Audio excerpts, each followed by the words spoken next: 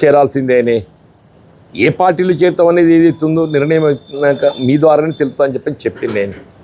ఇప్పుడు ఒకప్పుడు ఏదైతున్నదో ఆనాడు మార్పు రావాలి, కేసీఆర్ పోవాలనే నినాదంతో ముందుకు పోయిన.